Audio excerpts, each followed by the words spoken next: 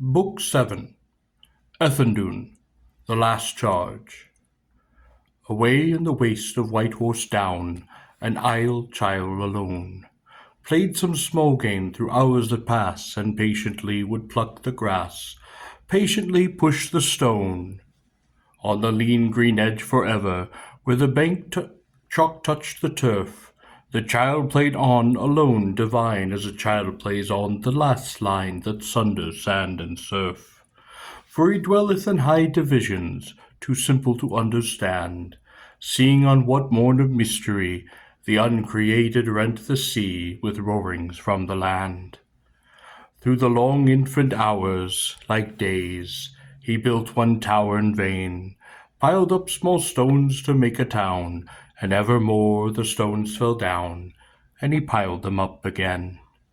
And crimson kings on battle towers, and saints on Gothic spires, and hermits on their peaks of snow, and heroes on their pyres, and patriots riding royally, that rush the rocking town, stretch hands in hunger and aspire, seeking to mount where high and higher the child whom time can never tire sings over White Horse Down. And this was the might of Alfred, at the ending of the way, that of such smiters wise or wild he was least distant from the child, piling the stones all day. For Eldred fought like a frank hunter, that killeth and goeth home, and Mark had fought because all arms rang like the name of Rome. And Colin fought with a double mind, moody and mildly gay, but Alfred fought as gravely as a good child at play.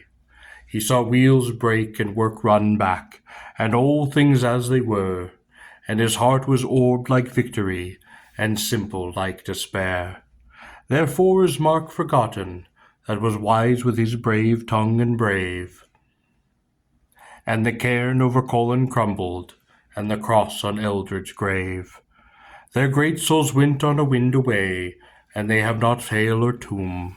And Alfred, born in wantage, rules England till the doom. Because in the forest of all fears, like a strange fresh gust from sea, struck him that ancient innocence that is more than mastery. And as a child whose bricks fall down repiles them o'er and o'er, came ruin and rain that burns, returning as wheel returns, and crouching in the furze and ferns, he began his life once more. He took his ivory horn unslung, and smiled but not in scorn. Endeth the battle of Ethandune with the blowing of a horn. On a dark horse at the double way he saw a great Guthrum bride, heard roar of brass and ring of steel, the laughter and the trumpet peal, the pagan in his pride.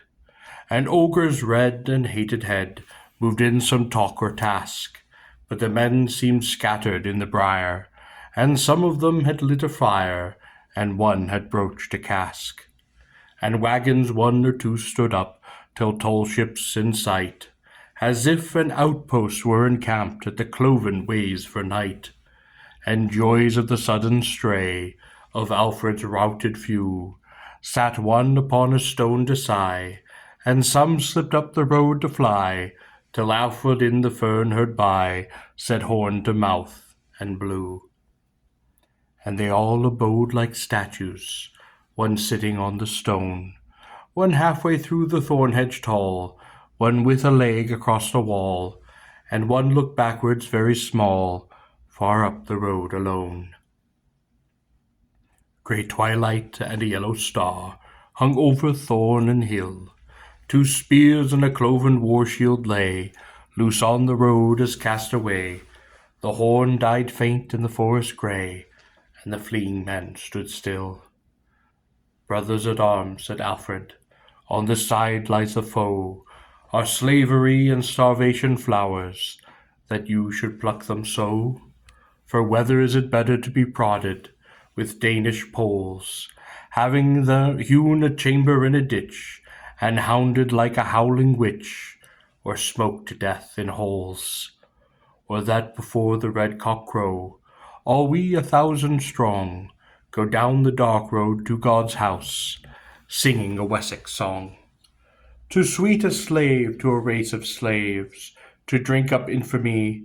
No, brothers, by your leave I think, death is a better ale to drink, and by all the stars of Christ that sink, the Daves shall drink with me.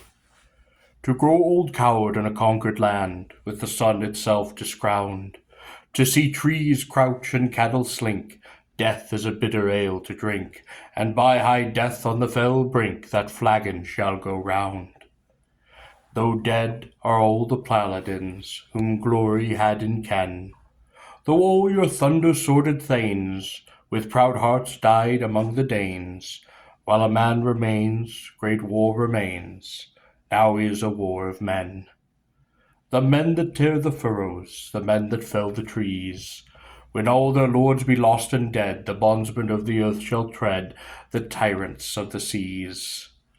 The wheel of the roaring stillness of all labours under the sun, speed the wild work as well at least as the whole world's work is done. Let Hildred hack the shield wall, clean as he hacks the hedge. Let Gurth the fowler stand as cool as he stands on the chasm's edge. Let Gorlas ride the sea-kings, as Gorlas rides the sea. Then let all hell and Denmark drive, yelling to all its friends alive, and not a rag care we. When Alfred's word was ended, stood firm that feeble line, each in his place with club or spear, and fury deeper than deep fear, and smiles as sour as brine. And the king held up the horn and said, See ye my father's horn, that Egbert blew in his empery, once when he rode out commonly, twice when he rode for venery, and thrice on the battle morn. But heavier fates have fallen, the horn of the Wessex kings, and I blew once the riding sign, to call you to the fighting line, and glory in all good things. And now 2 blasts the hunting sing, because we turn to bay, but I will not blow 3 blasts till we be lost or they. And now I blow the hunting sign, charge some by rule and rod, and when I blow the battle sign, charge all and go to God. Wild stared the Danes at the double ways, where they loitered all at large, as that dark line for that last time doubled the knee to charge, and caught their weapons clumsily, and marvelled how and why, in such a degree by rule and rod, the people of the peace of God went roaring down to die. And when the last arrow was fitted and was flown, when the broken shield hung on the breast, and the hopeless lance was laid in rest, and the hopeless horn was blown, the king looked up, and what he saw was a great light like death, for a lady stood on the standard's rent, as lonely and as innocent as when between white walls she went, and the lilies of Nazareth. One instant in a still light he saw Our Lady then. Her dress was soft as western sky, and she was a queen most womanly, but she was a queen of men. Over the iron forest he saw Our Lady stand. Her eyes were sad with an art, and 7 swords were in her heart, but one was in her hand. Then the last charge went blindly, and all too lost for fear. The Danes closed round a roaring ring, and 20 clubs rose o'er the king. 4 Danes hewed at him, hallowing, and Ogre of the stone and sling drove at him with a spear. But the Danes were wild with laughter, and the great spear sung wide. The point struck to straggling tree, and either host cried suddenly, as Alfred leapt aside. Short time had shaggy Ogre to pull his lance in line. He knew King Alfred's axe on high, he heard it rushing through the sky. He cowered beneath it with a cry, it split him to the spine. And Alfred sprang o'er him dead, and blew the battle sign. Then bursting all and blasting came Christendom like death. Kicked of such catapults of will, the staves shiver, the barrels spill, the wagons waver and crash and kill the wagoners beneath. Barriers go backwards, banners rend, great shields groan like a gong, horses like horns of nightmare neigh horribly and long. Horses ramp high and rock and boil and break their golden reins, and slide on carnage clamorously down where the bitter blood doth lie, where Ogre went on foot to die, in the old way of the Danes. The high tide, King Alfred cried, the high tide and the turn. As the tide turns on the tall grey seas, see how they waver in the trees, how stray their spears, how knock their knees, how wild their witch fires burn. The Mother of God goes over them, walking on wind and flame, and the storm cloud drifts from city and dale, and the white horse stamps in the white horse vale, and we all shall yet drink Christian ale in the village of our name. The Mother of God goes over them, on dreadful cherubs borne, and the psalm is roaring above all the rune, and the cross goes over the sun and moon. Endeth the battle of Ethandune with the blowing of a horn. For back indeed disorderly the Danes went clamouring, to warn to take anew the tale, or daze with insolence and ale, or stunned of heaven, or stricken pale, before the face the king. For dire was Alfred in his hour, the pale scribe witnessed. More mighty in defeat was he than all men else in victory, and behind his men came murderously, dry-throated, drinking death. And Edgar of the golden ship he slew with his own hand, took Ludwig from his lady's bower, and smote down Hamar in his hour, and vain and lonely stood the tower in Guelderland, and tore out of his tiny boat, his eyes beheld the Nile, Wolf with his war cry on his lips, and Harco born in the eclipse, who blocked the scene with battleships, round Paris on the isle.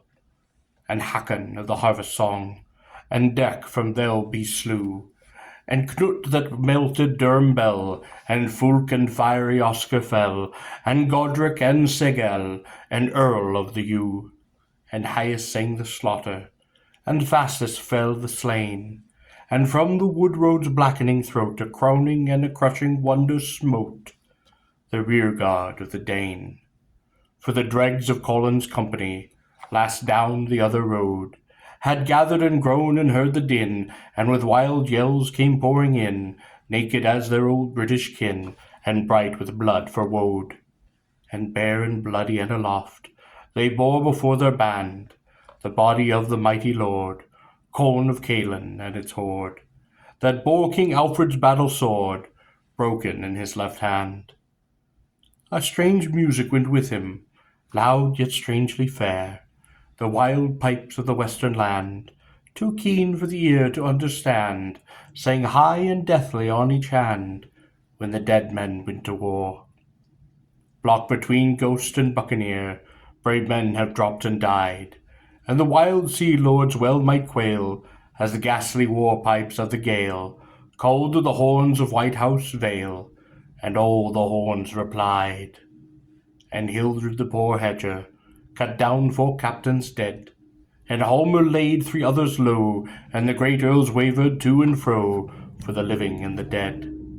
And Gorlas grasped the great flag, the raven of Odin torn, and the eyes of Guthrum altered for the first time since morn, as the turn of the wheel of tempest tilts up the whole sky tall, and cliffs of wan cloud luminous lean out like great walls over us, as if the heavens might fall.